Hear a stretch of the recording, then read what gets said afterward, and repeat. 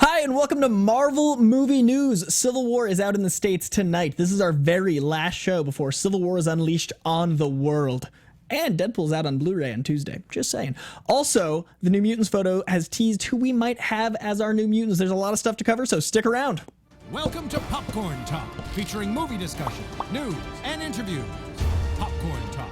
We talk movies. And now, here's Popcorn Talk's Marvel Movie News. Excelsior to you, our merry Marvelites. This is our 82nd or perhaps 81st show, depending on who you ask. I'm here with Alan Sizzler Kistler, and I would like to let you know that if you tweet us telling people to follow us in the live chat, that Doom in the Booth!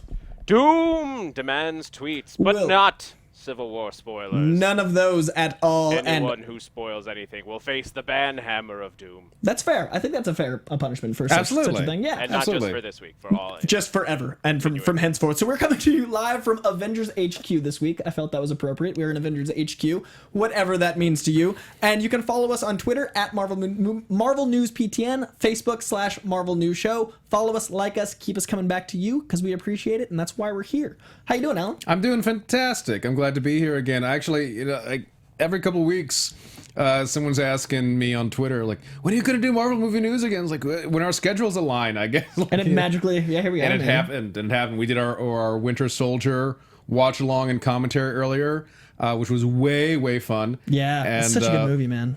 Such a solid movie. We booked Alan for 4 hours since it had been a while. We were like, we haven't had him in a while. Let's just take his day. Yeah, let's just take his entire Thursday. With good problems. And it's fine because then this is the most Marvel Thursday I've had in such a while because I start with Winter Soldier. Dude. We're talking here. And then after this, I'm grabbing a bite to eat and immediately going to Civil War. Dude, you're having a good day. I'm having a great day. And seeing that right before, I had the privilege of seeing Civil War on Monday, and rewatching Winter Soldier was such a good time because I got to, tie that world in together. So enjoy Civil War, everyone. Now we're gonna keep it spoiler free. Yeah, very important to me. I actually watched Winter Soldier with the very spoiler free hat on, trying to maintain, because I had such a good time in Civil War because I knew very little. I can tell you spoiler free that they've done an amazing job with the marketing. They've done a really good job not ruining anything. I never watched the TV spots, so those might be different, but go into Civil War naked, if you want.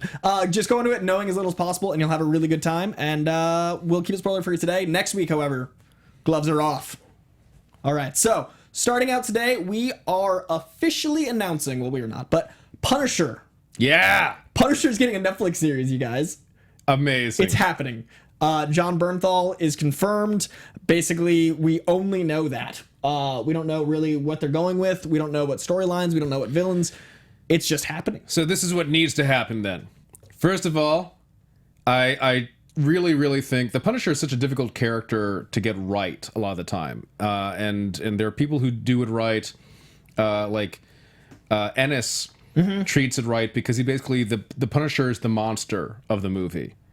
And you have these other characters and political intrigue happening, so that can all give you a lot of meat in the story, but the Punisher is the monster of the movie, and that's why it's so fascinating. And so fascinating, and also, I mean, that's because the Punisher, unlike certain other characters, where we want to see emotional growth and we want to see them maybe overcome certain things. No, the Punisher can't ever be fixed. He needs to be emotionally broken. He needs to be of this mindset. And that's why he's fascinating. You're watching the villain depending on your perspective, right. and he's a likable villain. It's a very... Right, because there's a righteousness in his actions, it feels like. And he will put down vigilantes who just want to kill people or hurt people or something. So you've got this guy who, in his mind, Frank Castle is dead. I'm the Punisher. Right. And another writer who tackled that really well, though, was also Greg Rucka. And what Greg did, and Chuck Dixon said this a while ago, that when you have a Punisher story, what you also need is not just create a villain who's worse than him. You need a character who's moral and who's good to balance against him. And Greg Rucka made the character Rachel, Rachel Cole Alvis, who became her own version of the Punisher, and they became like a two-person kill team. And that was fascinating to watch. So I would love it, personally, if this Punisher show brought in Rachel and used that. Also, you need more women in the MCU. And on top of that, I would suggest for directing at least a couple of your episodes, Lexi Alexander. Oh yeah, I mean that makes sense. Who directed Warzone? Right. She's directed Incredibly. Directed an episode of Arrow. Directed an episode of Supergirl. So she can do TV and movies just fine. She is herself a world champion martial artist. She knows how to fight. Yeah, she that's a person that should be handling this type of character. Yeah, absolutely. If Lexi Alexander is not involved in this show, that is lost potential. Unless she's busy doing something else awesome. Let's just. I mean, let's hope she's too busy. She would do this. She would do this. She absolutely would do this. My Punisher pitch would be: I love Jigsaw as a character, and I think of him as the main. Like he's my ultimate. He's villain. one of the few recurring villains. He's one that one of the real ones that comes back. But the show I want is to have a Breaking Bad-esque where you're organized crime is someone you care about versus the Punisher, someone else you also care about. So you've got The Sopranos meets the Punisher, and you go through this mob family that you're endeared to, and that way you have a conflict throughout the 13 hours of like, who do I want? I want to be, because like you're saying, if both sides don't have a moral compass, you don't care. But if you care about both sides for different reasons, then you're invested in the show. Yes. So I'd love a Breaking Bad / Sopranos Punisher show. It would be fascinating. It would be my dream. Here's just a little point of trivia, because we just watched a movie with Nick Fury, and one of the things I loved about Nick Fury in the comics is the plans you would see him come up with. And in Brian Michael Bendis' Secret War miniseries, we learned that Nick Fury had this plan set out in S.H.I.E.L.D.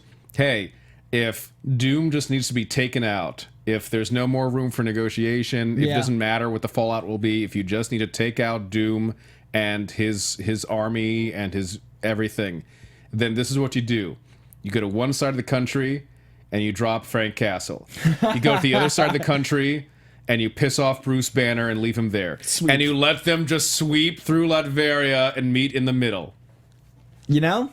That's a show I'd watch too. I would watch the hell out of that. I'm not one to usually, unless it's something like also absurdly funny, like Fast and the Furious, not one to usually let's do just action. Right. But I would watch the hell out of that. Dude, I think that the Punisher show is a really great spot to be dropped into the universe, because not only are we enjoying this darker side of Marvel, but we also had, like you said, Frank Castle has to die. And spoiler alert, I guess, spoiler if you haven't seen Daredevil season 2, the last shot was Frank Castle dying. Yes, and that was one of the elements of Daredevil season 2 that I think worked the best. Was that Daredevil season 1 was really a season-long origin story for both Daredevil and Kingpin. Right. Neither of them are truly Daredevil or Kingpin fully until the last episode. And likewise, we were seeing the last vestiges of Frank Castle, where he's still acknowledging pain, where he's still acknowledging some humanity. He burned Frank Castle down. Yeah. At the end, no. And that was Frank Castle at not full percent Punisher, like you're saying. That was like an 80% Punisher, 20% Frank Castle we saw fighting. I can't wait to see the Punisher show with it, just him, no holds barred. Yeah, I'm excited, man. I'm really stoked. Someone was saying they don't know much about the Punisher. Along with watching Daredevil season 2, you can also go to Polygon.com and look for Punisher and Elektra Explained, an article that I wrote a couple months ago, where I give you an overview. And it's a user-friendly overview, because as anyone who reads my stuff knows, I don't like to act like you must know things about comics already. I like to present it so that, my parents could read Everyone can and they'll understand who the Punisher is and what drives him. Guys, I didn't say when I say Frank Castle died, I don't mean that the character died. I mean that the idea of Frank Castle, the man that was Frank Castle died. That's been the catchphrase since the very first Punisher miniseries. I'm talking metaphors. Frank Castle is dead. I am just the Punisher. So Punisher's still good, guys. Yeah, he's continuing on. It's not Franken Castle, which we've also had. Oh, don't. Yeah, I said it out loud. That's Franken Castle. What about that time Punisher was black for a couple issues? I got a lot of questions. And by which I don't mean there was a black Punisher. I mean Frank Castle got a medical procedure that accidentally made him black. He was the dude playing the dude disguised as the other dude, is what we're saying. He went full Tropic Thunder Punisher. It was... Yeah, now there's your Avengers tie-in.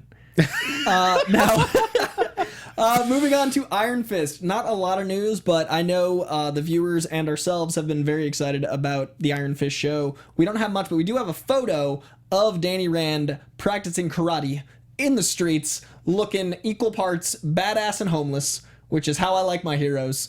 I mean, there's not much to say except for that they're filming, and that I know he's been practicing like 6 different types of martial arts. He's been meditating. He's been like embodying the character behind the scenes. So I'm really excited to see this actor who I don't know from Adam. Like, I don't know this guy at all. You haven't seen him in Game of Thrones? I'm like the one geek I know that doesn't watch Game of Thrones. And I'm sorry, live chat. It's just not my thing. He plays a very different character there, but he's good. He's good. I have criticized casting a white character for this role, and like I realize that the character in the comics is white, so please no one in the chat point that out to me. But I mean, there's just it's a character that there seemed to be no problem with when you presented him, and then years later we're much more aware of the white savior complex of repeatedly introducing characters who become the expert, the master of a culture that they're not just foreign to, but they look different from. Particularly Asian cultures, there's Orientalism and the Asian mysticism where we sort of fetishize it, and it's like, but the white guy has now become the master, and blah blah blah blah. And I thought, you could subvert that so easily if you had a Latin American, a Black American, an Asian American, and because you can subvert that stereotype. And if it's an Asian American, then you can actually have someone who is coming to it from that point of view, because Asian Americans have oftentimes a complicated relationship with people who are in Asia. Like there was Conan O'Brien just brought Stephen Yun to Korea, and there was a great article. Because the culture's so different. East versus West is the entire thing. Like Eastern medicine versus Western medicine. Like every part of the culture is so varied. That Right. So making him Asian American doesn't make him less of an outsider to, especially Kunlun, which is an ancient alien/Asian city anyway. So I do criticize that. That being said, this is a good actor. Yeah. And I certainly don't doubt that he'll give a good performance. I mean, I like that Marvel chooses people we don't have so much connection to that we associate them with other people. I like that Marvel goes, hey, you're talented, here's a role. I like that Marvel tends to, I'm not in the casting rooms, I don't know. I feel like they don't go by their resume, they go by their talent. And like, it just feels right. And they haven't steered me wrong fully. Right. I also wish there was a little more diversity in the Marvel cinematic universe. Like, it's again, I know Benedict Cumberbatch will be an excellent Doctor Strange. No one's doubting that. I still wanted someone like Daniel Day Kim, or someone, just give us an international, a diverse flavor of the universe instead of primarily white dudes who are jerks becoming heroes. Who may be jerks or not. White jerkitude. Yeah, exactly. Well, we'll get to the awesome diversity talk later in the show. The Russo brothers are killing it. We'll get to that a little later. But I do think that Marvel is not as ahead of the curve as we'd like them to be, but ahead of the curve. I give Marvel credit for being ahead of the curve on a lot of things. Coming from a white guy. New Mutants, they released a photo. The director himself released a photo that might hint at what team we're going to be dealing with in New Mutants. So I'm very excited to say that we have, it seems, Mirage, Cannonball, Wolfsbane, Magic, and Sunspot as our new Mutants. Oh, and Warlock. Sorry, I love Warlock too. What do you think about this team, man? I mean, this is the thing with the New Mutants, because... And I remember this weirding me out as a kid before I started reading the comic more and getting into it. But the whole idea of New Mutants is, it's not just an X-Men spinoff. It went to such, frankly, weirder directions than X-Men. Like, it's a weird book, man. X-Men under Chris Claremont really became also kind of a Star Trek book with all its stuff to do with aliens and the Shi'ar and everything. Whereas New Mutants went down this like demonic, dark magic path. Well, Magic herself is like literally in hell half the time. And like training with Doctor Strange with demons and like. I mean, talk about comic books sometimes complicating origin stories. It's like, well, who's Magic? Well, Colossus, he's a mutant. His sister's a mutant too. Demon mutant. Yeah, she's like, his sister's a mutant too. Oh, is that it? No, because she also was raised by a demon in this other dimension where she aged 7 years in about 5 minutes for us. So now she's got also this soul sword that is like this, literally her soul made into a weapon. And then she uses it against others, but feels it, but doesn't feel it, depending on the writer. And if the armor keeps appearing around her, that's bad. And you never know what age she is, because you're always like, sometimes writers like sex her up, which is really uncomfortable, because you're like, wasn't she just 12? Like, you never really know what her deal is. That's a problem across comics in general, where like you have 16-year-old men and women who are suddenly given like the bodies of 23-year-olds and weirdly sexualized. And I feel like Magic is the most prominent in my head as far as being questionable because of the age jump, where you're like, which one do you see her as, and why do I don't know how to feel. And then they aged her back down later, but then they aged her into a teenager again. And she's like a grown woman now. Yeah. So it's very complicated. I doubt they'll go that route. But also, and then again, along with that, like you've got characters like Warlock, who's just on top of being an alien is such a weird alien, and speaking in what today we might have to change his dialogue because I think today it would be too comparable to Jar Jar Binks. Oh yeah, his dialect was super thick and like hard to read, and it's like, and also it was always like, you know, self friends, you must help self. Oh, self in danger. It's like, okay, this is gonna grate on people real quick, especially if you give it the wrong. Because he graded on the timbre. comics a bit. Yeah, so if you give it like a weird childlike cartoony voice, like no, this can get real annoying real quick. But Cannonball, I love. Cannonball I love, and Cannonball's also really a straight shot character. Of he's this southern mutant who can like fly and smash through crap, and he's invulnerable when he's flying. Right, he's but only when he's flying. Right. Which I always thought was awesome. It's once great. he's airborne, he's a bullet. It's but great. Until then, and his sister's awesome, Husk. Yeah, Husk was had one of those powers that was cool but also weird, and used as gross as points. Like one of the ones that was like, hey, it's not always awesome to be a mutant. I literally rip my own flesh off to do my stuff. Right. That's uncomfortable. Yeah. It was this great dichotomy of having a superpower but still having that curse aspect that the X-Men tend to have. And that's what I like about the X-Men, and I hope they get, the further they go into movies, more into that. Because I felt like the early X-Men, like the first X-Men, touched on that more as they've evolved. They've lost some of that. Yeah. And I'd really like them to go back to... Oh, they definitely have. Well, as soon as the 90s came around and you're giving the X-Men a holodeck, it's like you've lost the mutant outsider thing. Yeah, absolutely. So I really want someone's asking about New Mutants becoming X-Force. So yeah, so by that point, the writing was very different. Some of the membership had changed, and the New Mutants, who, as we said, had a lot of supernatural adventures, like they went to Asgard and had close connections to Loki at one point, and they fought like demons and all the rest and all that jazz. They, by the 90s, were being reshuffled into a different team, and then finally it was rebooted as X-Force. It wasn't really that the New Mutants became X-Force. It was some of the New Mutants joined this new X-Force team, and X-Force which was meant is to very be different. Yeah, that was not meant to be magical or weird or fringe. It was meant to be violent, militaristic version of the X-Men. It's their Merc team. That's why Deadpool's on most of the later iterations. Like in X-Force, they're going to go with, I guarantee, has Deadpool because of its success, and they're going to go with that R-rated flavor because of that. So, in your mind, I would try to keep New Mutants and X-Force separate cinematically. Yeah, it's such different properties. They're not going to touch each other's worlds, except for that they're both mutants. And now they also have Sunspot, which is interesting because they've already cast Sunspot because he was in Days of Future Past. Yeah. So I'm curious how many people they bring in as cameos or how they tie that world together, because they're obviously going to keep that momentum going. So Sunspot being in there is great for that actor. That's another role for him.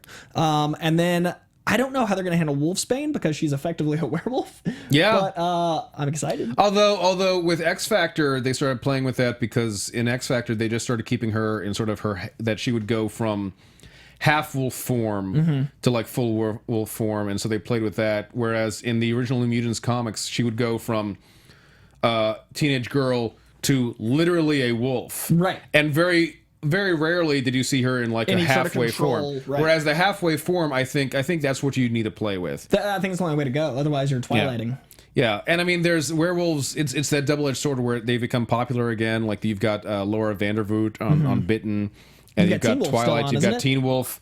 But yeah, you want to stand out from them. So I think if they do this sort of wolfish, like hybrid form, the lupine form, they called it. That's the way to go. Like Underworld did really cool werewolves, in my opinion. Underworld did. Oh, that was fantastic. Those are great, man. Underworld's a great series. Yeah. Oh, yeah, it's fun as hell. I mean, it's just one of those things where I view that as like Fast and the Furious. Yeah, it's We're just not silly supposed to make it sense. It's not of it all. Schindler's List, you guys. It's Romeo and Juliet with vampires and werewolves. Just go nuts. Live your life. That's a fun series. I hope they go that well. And someone just pointed out even X-Force is different from X-Force because it was later rebooted as a Black Ops team that Wolverine led. And honestly, I think it's been rebooted 3 times. It's been rebooted a few times because then it was also the reality show that then evolved into Ecstatics. Right. Basically, Marvel really likes the name X-Force but can't ever decide what to do with it. Similarly, why they love the name Captain Marvel, but it took them 5 Captain Marvels before we got one who really has staying power. And the Captain Marvel book right now is killing it. It's so good. Like Alpha Flight, who knew so that good. Captain Marvel and Alpha Flight would be so exciting. Amazing. Great writing when you can make Alpha Flight and Captain Marvel like one of the best books out. So I think that's about everyone covered except for the character I know the least is Mirage, which apparently she brings a person's greatest fears to life. Yeah, she kind of looks into your brain, and it doesn't have to be greatest fears, but it'll be playing on your fears. So often what she would do in battles is she would come towards you and use this on you, and in the art they would show her, we can see her, but then we would see this mental projection of what they... of her looking like a demon, Right. or something to the person, and they would freak the hell out. Oh, like in Harry Potter, like the things. A little bit, or like the Kryptonian thought beast. Ooh. So yeah, you have a lot of perception powers there. So it to sounds like play a fun with. team for cinema. Yeah. It's like cinematically, that sounds great. And frankly, she's a Native American hero. What up, diversity? Yeah, no, this is an incredibly diverse Yeah, team. I mean, You yeah, have Latin Sunspot. American, Native American. Sunspot, South American. Like, Yep. yeah. And then like Wolfsbane, you can make anything. Cannonballs from the South, like that's Yeah. they're all really diverse, and that's exciting. I'm really excited. Wait, Wolfsbane is Irish, isn't she? If I remember correctly. Wolfsbane is Irish. Yes, we haven't really an Irish superhero yet. Yeah, no, we That's haven't. exciting. No, and like that calls to my roots, Yeah, I'm pretty stoked. being an Irish Peruvian. So you got a whole team repping you, man. Yeah, right? So New Mutants is exciting. If you can't tell by our long tangent on it, it's real weird. New Mutants It's going to be is a so weird. But very if you can strange pull team. it off, awesome. If you can pull off X-Men, New Mutants, and X-Force as separate tones in one shared universe, you will catch up, and it'll be Marvel-esque in scope and very exciting. And that's what Fox is trying to do, and I think they might. I think they'll be able to do it. Yeah. I am confident in their ability to make those three films work separately. Speaking of Fox, they have officially announced they are not going to Hall H this year. They basically confirmed that they felt that, ironically for me, is that Fox is the first studio that says they don't like leaks, because the leaks got them Deadpool, and Deadpool was their biggest thing in a long time, profit-wise. See, this is the thing with television movie studios in general. Like, as much as they're doing some great... Oh, Will Smith is Scottish? Mm-hmm. Oh, yeah, she's Scottish. Damn it. I forgot, because she's raised on Muir She's Scottish, Island that's right. by Moira McTaggart. Yep. Damn it. We need Siren. Yeah, we need Siren. We need Siren. We had X-Men First Class. It was like flavors of Irish. Banshee was not really... But he's thick brogue Irish in the comics. The Generation X. Yeah. Oh, yeah. He worked for Interpol, too. Right. One day we'll get that Irishman on the team. One day. But, sorry, guys. What was I Yeah, speaking apologies. of? Scottish, correct. I was We had speaking moved of- on to Fox's leak. policy. Right. So Fox pulling out of Hall H. I mean, like it's sort of like with CBS trying to web stream the new Star Trek series, but not let you binge it. It's sort of like CW having CW Seed and saying, well, if it does well online, we'll put it on TV. Whereas most of us would just be like, we can just keep watching it online. That's Yeah, fine. it's Just- right here.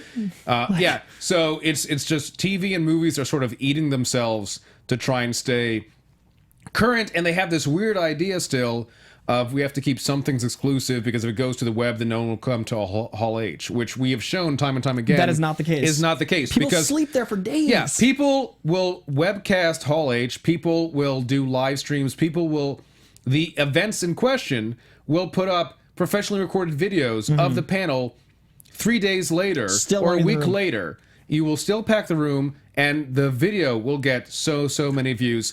But so it's them not understanding that they could really still enjoy Best of Both Worlds if they just had an arrangement with YouTube.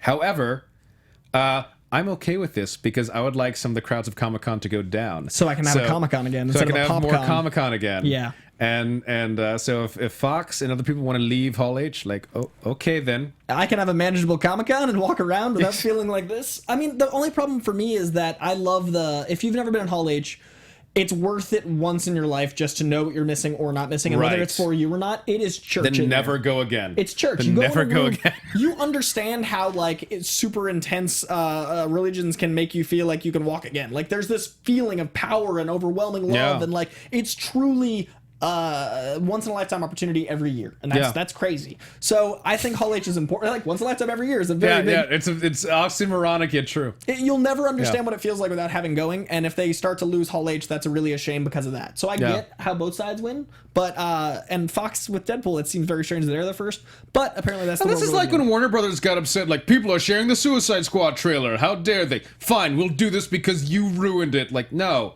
this is helping you guys. Oh, you mean viral marketing is a negative thing? Yeah, God. You don't want your trailer to trend for the people that want to see it most?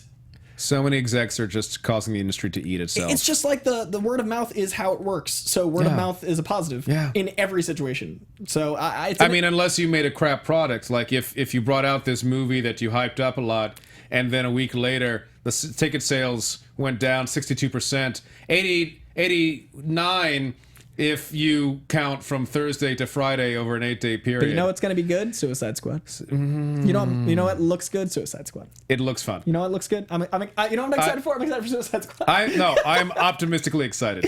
I But just this is a know Marvel Suicide show.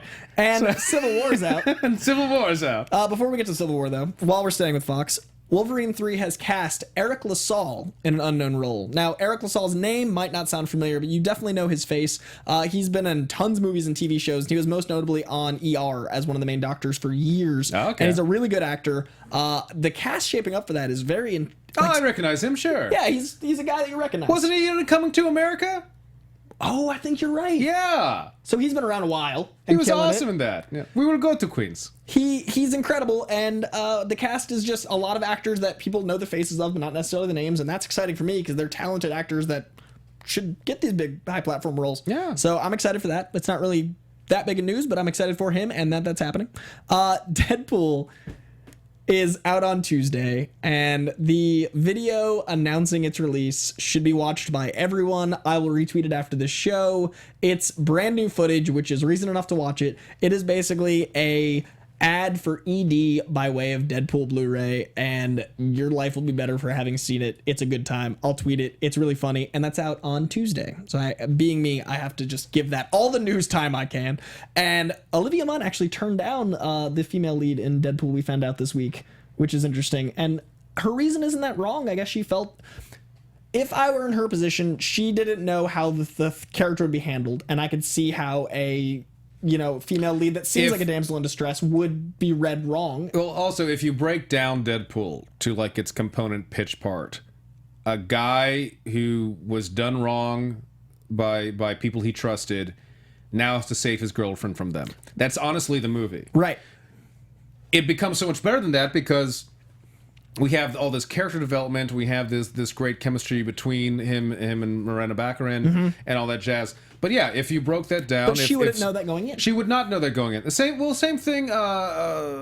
Emily Blunt, right? Turned down a couple of Marvel roles, including Peggy Carter, because I mean, if you break that down, Steve's love interest, who's at the camp and worries about him, but for the most part doesn't get involved in any of the action. And then she so goes, based sure, on well, that, know that going in. right? So based on that, yeah, I can understand Emily Blunt saying, "I don't want to do this." Right. And Scarlet Witch at the time, I totally Sure. see that her introduction Sure. is like a sex object in Iron Man 2, and that's a shame because we talked about this during Winter Soldier, how much her character has grown between her introduction to Winter Soldier, and how Yes. strong of a character Scarlet Witch Yeah. is. But I get Emily Blunt's reluctance with the original version of that character. Of course, yeah. I mean, with Black Widow, I mean, in Iron Man 2, she's completely replaceable. You could have put any other female Shield agent. You could have made up someone entirely. And then you get to Winter Soldier, and it's incredible. Right. And she keeps up and exceeds the other characters at many points. And Yeah. and I hope that Emily Blunt is still being considered for Captain Marvel because I've been saying it for a long time. I'm on the Blunt train.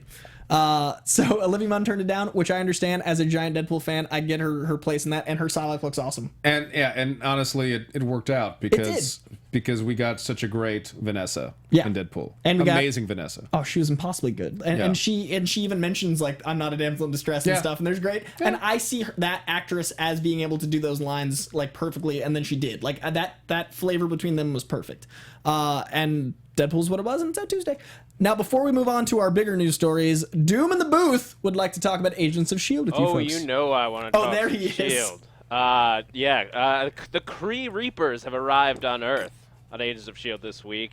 So just because we got some Hive origin stories as we met the tribal version of him when he was, and we got to see them first creating the Inhumans and the process they went through. Nice. With all the Inhumans news floating around out there, it's seeming more and more like they are building towards something bigger with the Inhumans on TV. We got some really dramatic moments from Daisy in this, where she almost, because she's been corrupted by Hive, she almost took out her buddy Mac. Big old Mac. We love Mac.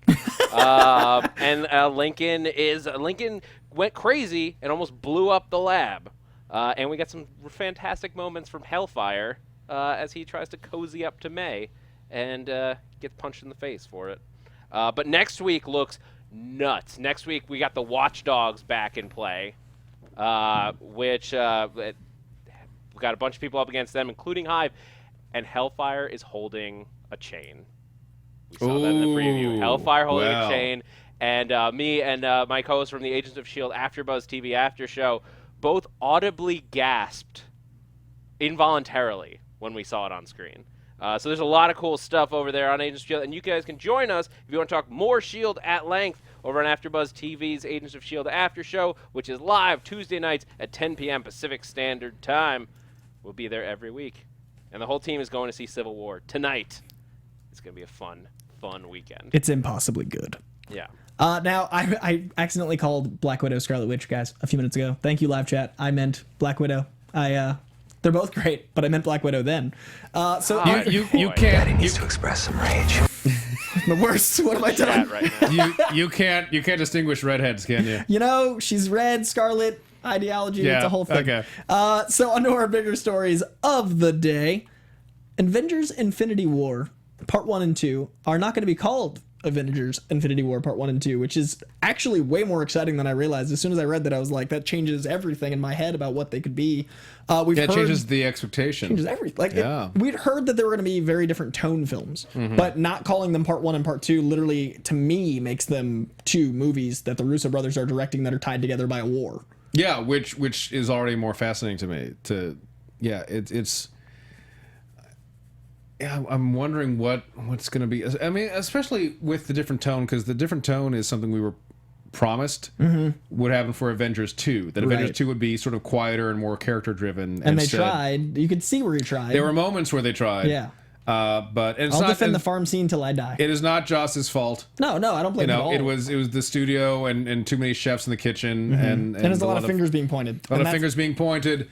It's half an hour spent on just telling you that there will be other movies later, right? But this sounds like what we were going to get, where we can balance out an action movie with these characters along with a more thought-provoking piece. And I mean, after rewatching Winter Soldier, I was going to say, what better directors to have? I won't reference anything in Civil War or even Civil War here, but just based off my Winter Soldier experience, going into Infinity War with the Russo brothers and how they handled dialogue followed by action followed by tone changes throughout all three acts, and the scope of that movie versus the intimacy of that movie, I'm way more confident in them handling something as big as a two-part Infinity War. And if they say it's two different tones, I believe them. Like they had like 9 tones in Winter Soldier. So it might be that the final movie will still be some kind of war. Like maybe it'll just be called Infinity Gauntlet or Everyone Effing Dies. And the movie leading up to that will be Avengers. Some people effing die. Prisoner of Azkaban, or Into it, man. Yeah.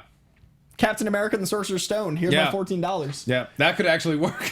It's a bunch of rocks. That's the 7th stone. I still love. This is what I love about There's comics. 6 on the Gauntlet, 1 on the Harry Potter. That's what I love about comics. As badass as you, there are certain directors and writers and creators who will try to be like, this must be super serious and this must be the darkest, grimest thing. And for some stuff that works with like Punisher or something. But when it comes to anything involving a superpower, already that's tenuous.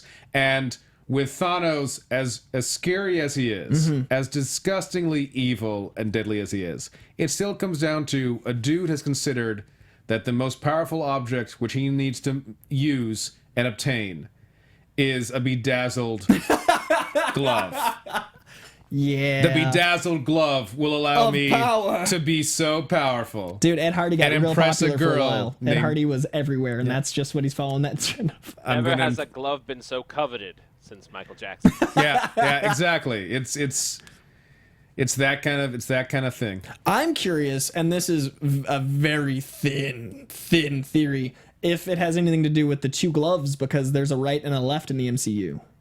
Because remember, right. I'm curious if there's anything to do with the different gloves having anything to play with the film and like things coming back. I'm so amped about wherever it goes. They said, quote, Joe Russo said, the movies are 2 very different movies. Anthony said, it is misleading. Joe followed up with, the intention is we will change it. We just haven't come up with the titles yet. But yes, we will change it. And yes, that is a scoop. We will retitle them. So we literally know nothing. It sounds like they have some ideas they're not even locked in on yet. The different tone meets different titles has me amped. Civil War will make you guys amped. It's all building to this giant thing. And we've heard from Kevin Feige multiple times that Phase 4 is going to be so different, that it's a completely new thing. So every bit of news is this incredible thing where it's just like the fire's already raging and they're just like, here's more awesome, and it's just getting bigger, and I couldn't be more excited.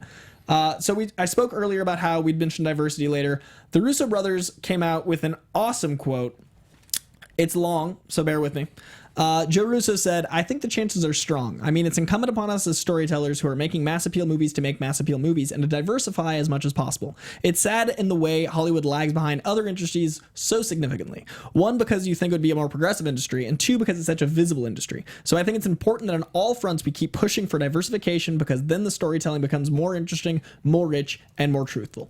Now, this is in regards to the lack of LGBT characters in the Marvel Universe, and that they are pushing for that to be a thing. And I love that they mention that film is and should be progressive. I love that they mention how visible it is. I love that they know that it's not only an issue, but it's kind of... I like that Joe kind of said that it's a responsibility. Like he kind of owns this idea that he wants to move forward and he is okay wielding that on his shoulders. And Anthony said, quote, "I think this is a philosophy of Marvel in success, and it became easier to take risks. There's a lot of unconventional ideas in Civil War in terms of what people's expectations of a superhero movie are, but I think we were able to do that because Winter Soldier worked and Marvel's been working in general. So there's more of a boldness in terms of what you can try and where you can go. So I think that's very hopeful for all of us moving forward, that bolder and bolder choices can be made." And honestly, if you're not writing to do bolder choices Why and to make surprise movies? people, then what the hell are you doing? Why are you making anything if not to express something? Yeah, and to push things. Yeah. And the idea that they're like, hey, this is $1 billion industry. Instead of Too Big to Fail being used to screw people over, they're using Too Big to Fail to push things in the right direction. I love that. Yeah. Like, instead of Wall Street crumbling and causing people to lose their lives and homes and literally to destroy the fabric of America, they're like, hey, we can't really mess up because everything's working and it's this giant empire. Let's use the Disney empire to make wrongs righted. Yeah. Let's go this direction. And that, to me, is the entire purpose of film, is to tell stories that need to be told and to right wrongs. And they're doing that with my superheroes. Thank you for being superheroes. Absolutely. I don't know. This was very near and dear to me because I love that they're saying it in ways that make them sound not only like they want to do it, but they're taking responsibility for doing it. As well you should. Someone, Justice Sucks, is saying, I want to keep sexuality out of superhero films. Well, then you can't watch any superhero film with a love interest.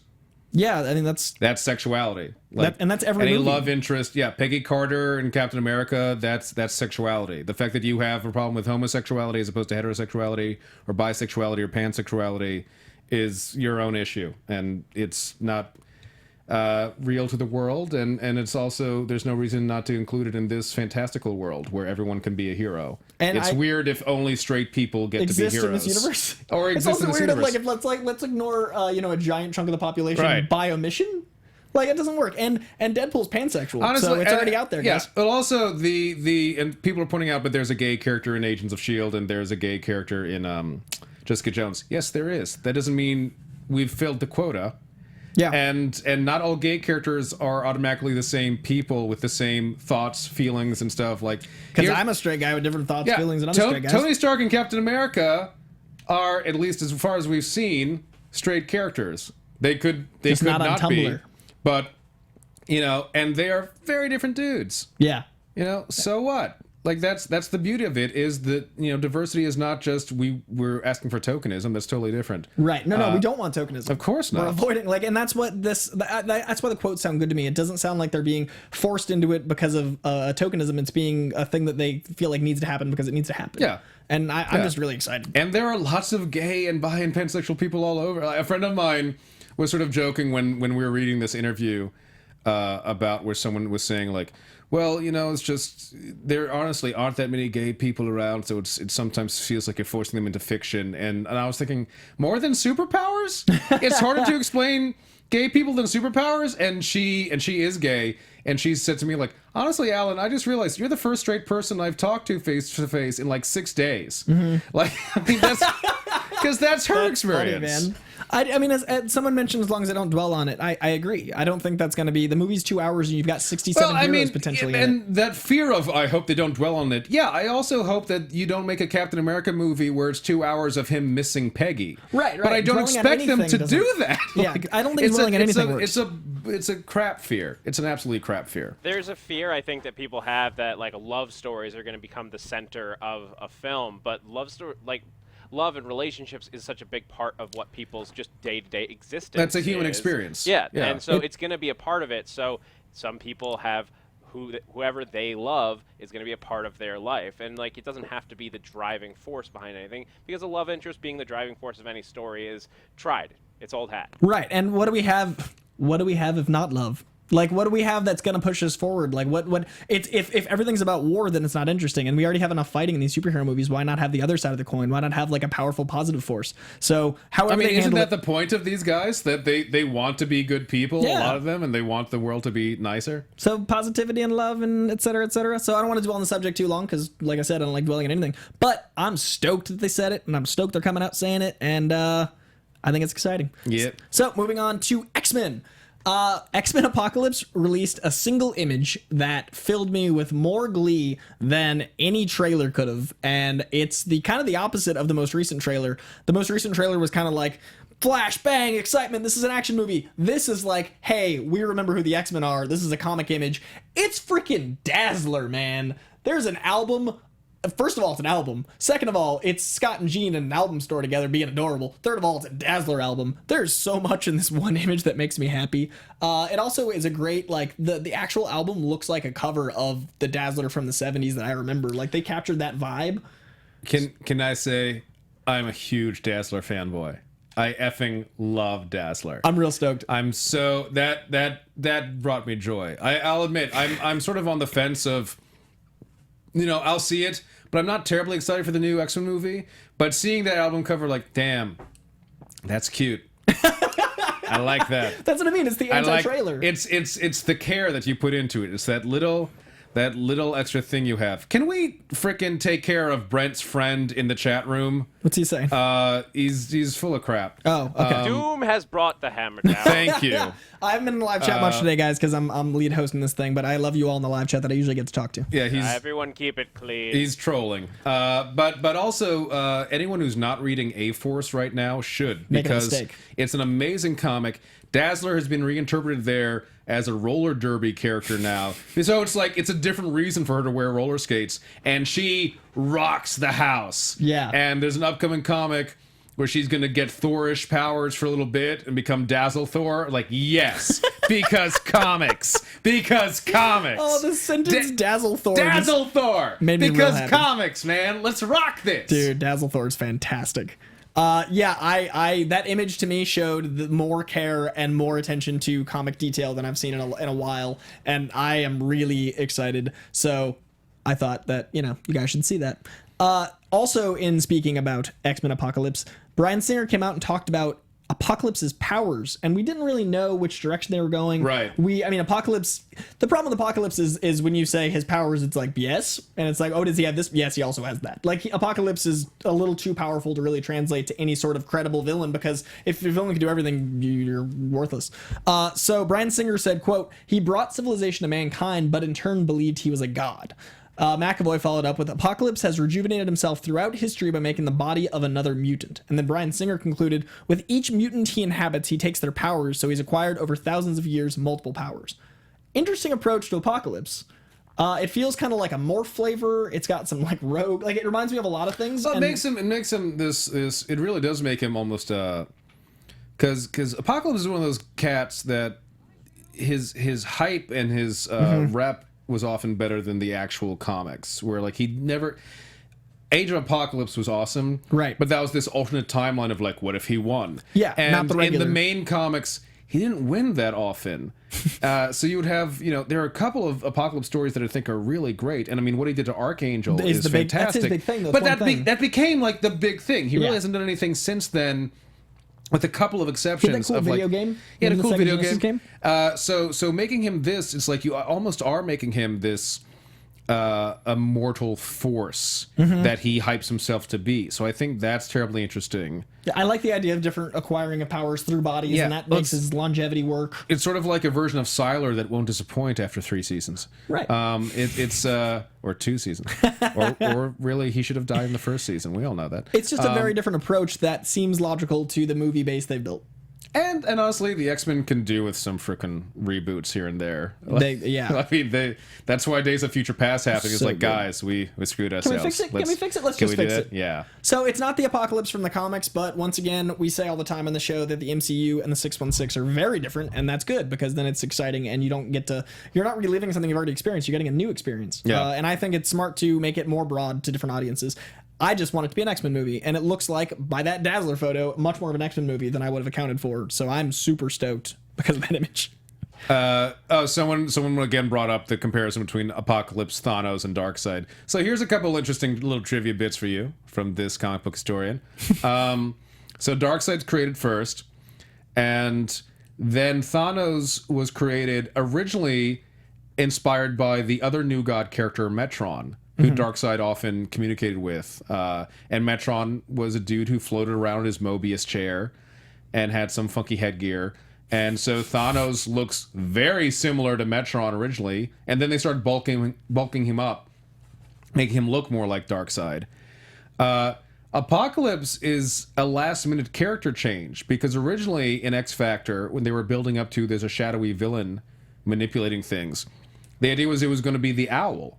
Oh, I remember that. There was like literally a shadow the last panel. Yeah, from Daredevil. And you see him, or maybe it's his father, in Daredevil Season 1. And it was going to be the Owl, and it was decided, and the writer changed, and it was decided, you know what, let's make a new character. And so they made up Apocalypse. And at the same time, X-Men Classics was reprinting the X-Men stories that Chris Claremont did. And so they were also adding pages to some of the stories, sort of giving you a director's cut, and in some cases fixing things that now are out of canon. Retconned. And in one of those, they inserted Thanos into an old X-Men tale so that he was around even then. You just didn't know it, guys. Other shadows. But yeah, it's an interesting character creation to me that like he's this last minute change, but Now part of one the of the big hype is villains. he's always been there. Yeah. Honestly, one of the most interesting things I ever saw with Apocalypse was when the Onslaught was happening, which is not a great story, but at one point the Watcher, Uatu the Watcher, comes down from his perch on the moon, and if you don't know him, listeners, like he's this cosmic being who sort of records the history of the human race and is long-lived and nearly immortal. And he comes down, and Apocalypse and him recognize each other and just have a conversation. That's as amazing. like almost old colleagues. I'd forgotten that. That's, And it was this fascinating look at the different levels of Apocalypse. And also what I find Apocalypse to be interesting is that it's when he says survival of the fittest, he's not necessarily talking about mutants in the Marvel Universe. No, he's just the fittest. Like, he's fine with the Hulk becoming a horseman. And I mean, he created Mr. Sinister. He made him a superpowered being. And Mr. Sinister is not a mutant. But Oh, I'd forgotten that too. Yeah. yeah, he's not a mutant. But Apocalypse made him this nearly immortal being because he really liked his genetic experiments and that he now had he's no doing ethics. that all together. Like, that's Yeah. his whole world. And I really thought they were going to go Mr. Sinister next, but I think that'll be forthcoming. I'm Maybe hoping after we get Apocalypse. I'm hoping we get a sliver of Sinister in this. Brian in this Cranston movie. wants it. Would be so good. I love that Brian Cranston was like Mr. Sinister. Like, it's such a deep cut for like a seemingly casual fan to want. And Yeah. I love that of all people, Brian Cranston's like, that's mine. I want that one. So moving on from Fox, I am very excited about all things X-Men. We will see where all that goes. Before we cover Civil War at the end, spoiler free, just stats and numbers. I wanted to do the shout outs near the end of the show instead of the very end of the show. I wanted to shout out Ryan Schmoes, who left a very lovely thing on Twitter, sent it to our Marvel Menounos account. I appreciate that, man. It's Ryan Perry's B-Day. It is CBNSC's son's birthday. He loves Spider-Man. His name's Ethan. He's 3 years old. Happy birthday from a Spidey fan to a Spidey fan, Ethan. That's awesome. Dewey the Mailman has sent me some awesome tweets of late, and his name was cool. Nick the One and Only, you were rereading all the Spider-Man starting from number 1, and that is something I have tried to do every 5 years. It is a fun time. I think you're around the 80s, so enjoy that, man. The last two are Connor Brown. You and I share you're gonna have tears tonight, man. I had Spidey tears. You're gonna have Spidey tears. Don't let your friends judge you for your Spidey tears. Let them flow. It's a beautiful thing. And lastly, in the live chat, Joel Petawabano, it is your birthday, and you get to see Civil War on your birthday, which is a fateful gift. That's some awesome.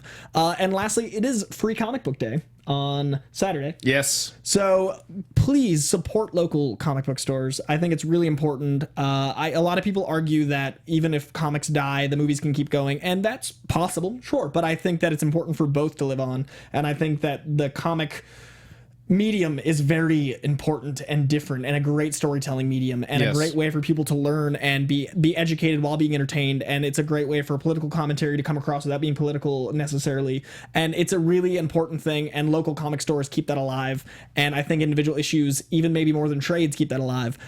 So Larry's Comics in Boston, it's in Lowell, Mass. That is my comic store of choice.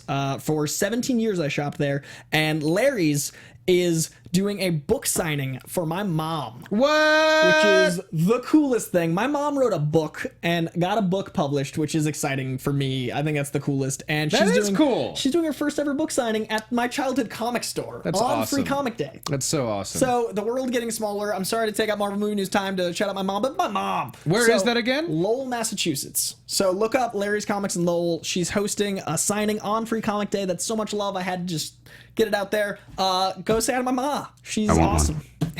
Yes. So get this, say hi to my ma. And if you're on the West Coast, House of Secrets is where we both go. Yeah. So that's my new spot. And Free Comic Book Day is very important and buy local, and it's awesome. If you see Amy Dallin, tell her that Coy Jandro and Alan Kistler sent you. Yes, please do. She's wonderful. She's been here many times. So closing out with Civil War, it's doing bananas numbers. Oh, yeah. It's crazy.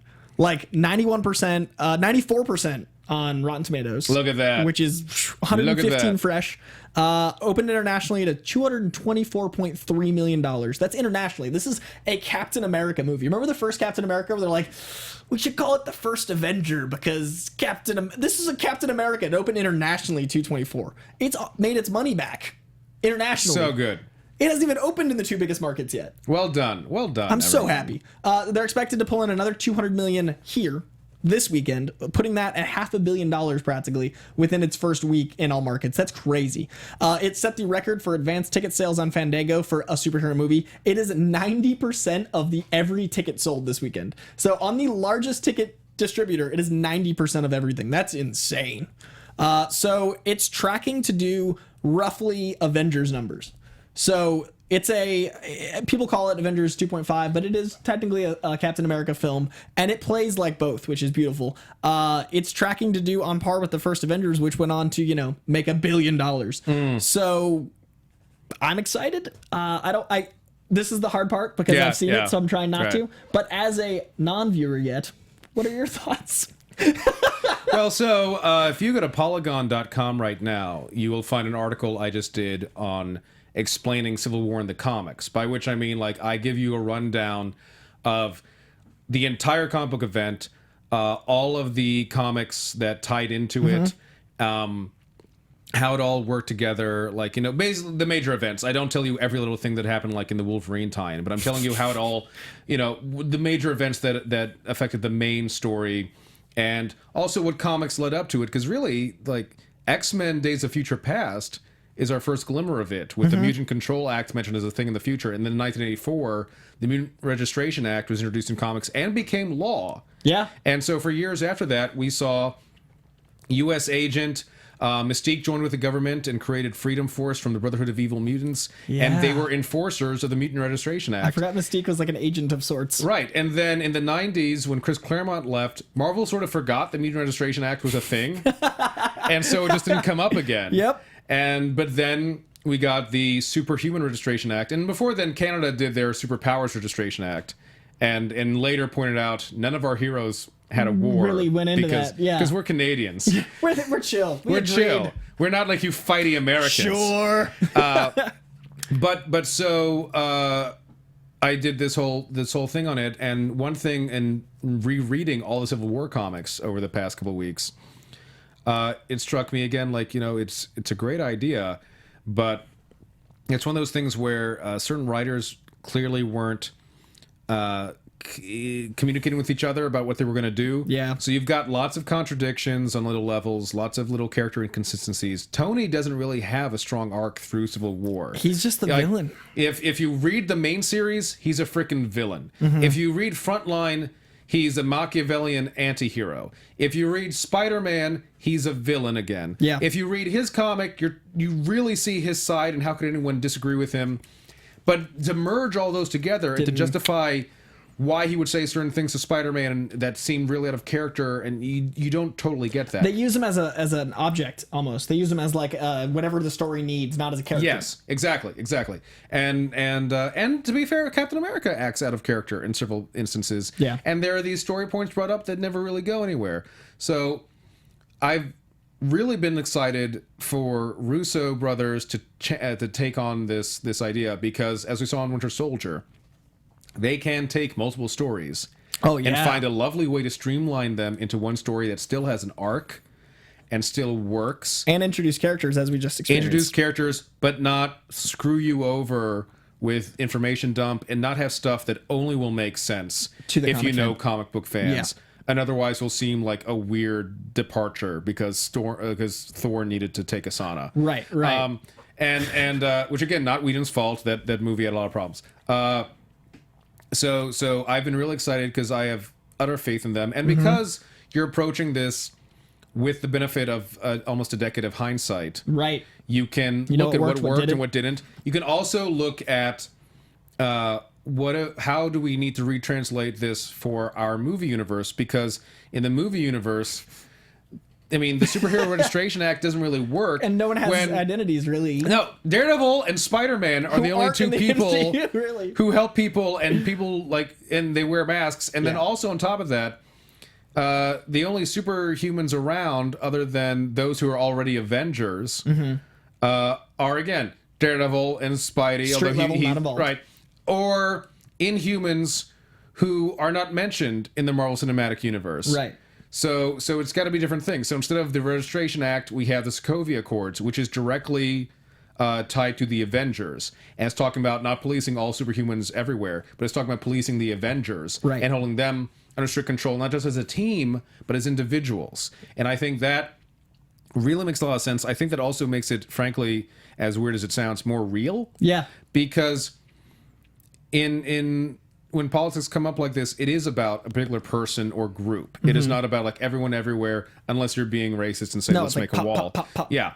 And so I think that's a fascinating way to take it, and I'm really looking forward to seeing how they do it. And also, introducing Black Panther and Spider-Man is brilliant, not just because we love them, but because everyone else here has such familiarity and has a stake that they're going to take it uber seriously if they have to fight their comrades. Right. So you have Black Panther there, who can add a little bit of mystery and keep some surprises up. And then you have Spidey there, who is humorous and has no emotional stake in this, so he can be allowed to tell jokes and to lighten up this movie with humor. Because the problem I have consistently with movies is when they get into the third act and everything's dark and grim, jokes usually feel false. Yes. Because of what you're saying, the stakes are wrong. So if you're interjecting humor, and this. I won't talk about it, but it does that, what you said. Yeah. And I reread all the Civil War, not all the tie-ins, but the core, the night before I saw the movie. And I had a really interesting thing where I've always been Team Cap as far as the perspective the comics go. And just the overall, I don't believe in registration and that sort of world.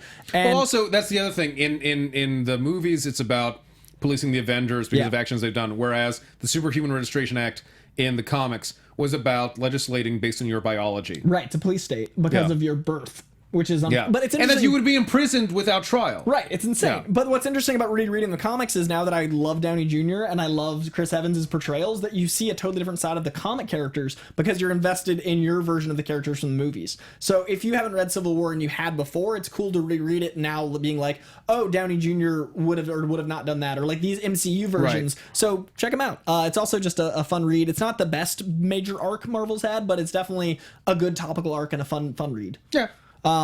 So yeah, I don't want to ruin anything for Civil War. Just know that it is a darn good film, and that it's going to make all the money, and it deserves to make all the money. And know that the MCU is progressing in the right direction. And I'm real stoked for you guys to see it. Next week will be spoiler-tastic. You'll know why I cried involving Spider-Man. You'll know which set pieces I loved. You'll know how much I lost my mind, and that it was real good. And John Schnepp was in the theater with me too, so I got to say, nice. Got to say hi to Schnepp, and I had a little geek out about Good the deal. whole thing. Yeah. I'm seeing it with about 20 friends tonight. Oh, that's awesome, man. Because it's a pal of mine's birthday. Jackson Lansing who has been writing Batman and Robin Eternal. Oh, awesome. And also wrote the amazing Hacktivist for Archaea, and Freak Show back in the day. Hacktivist 2 is coming out now. Amazing writer, and but yeah, he's decided let's all get our tickets ahead of time. That's sick, man. And so it's this big. You know what was really funny was, and some people get upset with me about this. I don't care. It was really funny. So I got my ticket, and I told a pal of mine, like, this is exactly what happened. This is exactly the conversation. I was like. He asked me, what are you doing today? I was like, I just got tickets for Civil War in like 2 months. I'm so excited. I'm so revved. It's like, oh, cool. Are you seeing do you have your tickets for Batman vs. Superman in 2 weeks? Like, I'll see it. You heard it here, folks. And I love both those characters, but I knew. Dude, and you'll be so happy tonight. Yeah. I can't wait to hear your opinion because you know the comic like backwards and forwards. Do you have tickets to see it again, Coy? Oh, I do. I'm seeing it tonight and Saturday. That's the other thing. I already assume I'm seeing it again next week sometime. Yeah. I'm already trying to figure out who am I going to see it with next I week. had my second round of tickets already bought before my first round, and after my first round, I bought my third round. So I've invested again twice because I want to go into it and just enjoy the ride. It's so impossibly good. I'm $55 in the hole on Civil War tickets just for myself. Dude, you'll be so happy with that investment. I'm seeing it tonight at the El Capitan. Nice. For that, and then I'm going on Saturday to the 4DX screening. Dude. So like fans and like the seat moving rumble. Stuff. Yeah. Very intrigued. I'm seeing it tonight at the 8 p.m. ArcLight Hollywood showing. So if any of you are there, please feel free to say hi. And I actually mean this seriously because I have had times. I love that, dude. I have had times when people tweet out like, "I saw you." Like, but at Chipotle, and I didn't want to. Well, I wouldn't be at Chipotle. I would be at a real Mexican place. Like, but Alan's just taking out DC, Chipotle, shots fired. Maybe In and Out. But like, someone will say like, I saw it In and Out, and I didn't want to say hi because I thought you might be. No, say hi. Yeah, I'll let you guys know when I see my next. Unless two. you really like want to argue about LGBT or representation or Latino characters. If it's a cool hi, say hi. If you just want to say like, hey, I saw you and I like at least some of your stuff. That's cool. You don't have to love it all. That's fine. I love disagreeing with intelligent people. That's true. I love intelligent conversation for or against my opinions. I will actually, when I don't have my tickets on me physically, so when I know what my other two shows are, I will let you guys know, because I would love the same. And you live chatters and everyone else that watches the show are the reason I love this. So I would love to have a conversation about Civil War, because I would be very happy to have a very positive conversation, because I think it's universally appealing. It's the trailers don't give a lot away. It's going to be a surprise for a lot of people, and it's a lot to discuss. It is a very big movie with so many layers that you need to see it more than once, and you're gonna have a good friggin' time. Well, I think that's about everything. I'll end it on a very positive, it's a good time note. Yeah. Where can they find you on the internet, sir? You can find me on Twitter at Sizzler Kistler. That's SIZZLER KISTLER. I have articles up on Polygon today on Civil War. You can also backtrack. Last week I did Black Panther Explained, and last month I did Punisher and Elektra Explained. So check those out. AlanKistler.com, which will be updated later today with the latest articles, has an archive of my work. Also, honestly, check out, some of you might have noticed my t-shirt that says Crazy Sexy Geeks. I made this because this is my podcast, Crazy Sexy Geeks, which you can find on iTunes and SoundCloud. All those places. A lot of places. You can find this man, and perhaps also at In and Out. Oh, also, it's out now on Amazon, Captain America versus Iron Man, which is a book that I and several psychologists and a couple of psychoanalysts put together, discussing the moral values of the Civil War in the comics, as well as masculinity narratives between Iron Man and Captain America. That sounds awesome, and man. political ramifications through a psychological perspective. So check that out. Yeah, Captain America versus Iron Man. We also put together the Walking Dead psychology, Star Trek psychology, and the upcoming Doctor Who psychology. The man writes books. The man writes books. And in closing, my mom writes books. It is a vampire by way of science novel, which is hard to really pitch in a post-Twilight world, but it's a good read. It's real different. It's about like the idea of a blood disease causing vampirism and the scientific ramifications. It's different. So that is this. Larry's Comics, good people. And my final shout out, because it just came through the wire and it's real funny. Mario Mendieta wants me to shout out his girlfriend Kira, because she's the Vanessa to his Wade. I couldn't deny you, sir. That means she pegs you. Yeah, I mean, happy female empowerment day, good sir. So Kira, cheers. Everyone, tweet me your love of Civil War. Tweet me what you liked, what you didn't like. I'll get back to as many as I can. I want to hear all of your thoughts. It is the most fun I've had in the theater, maybe as an adult. It is the most comic-y time you'll have. It is so good, and I'm so happy. And Spider-Man's back, and Spider-Man's back. Much love, you guys. I'll see you next week. This has been Marvel Movie News. Find me at CoyJandro on Twitter and Instagram. From producers Maria Menounos, Kevin Undergaro, Phil Svitek, Kristian Harloff, and the entire Popcorn Talk Network, we would like to thank you for tuning in. For questions or comments, be sure to visit popcorntalk.com. I'm Sir Richard Wentworth, and this has been a presentation of the Popcorn Talk Network. The views expressed herein are those of the hosts only and do not necessarily reflect the views of its owners or principals. All right, hey. All right, good job, guys. Let's just not come in tomorrow. Let's just take a day.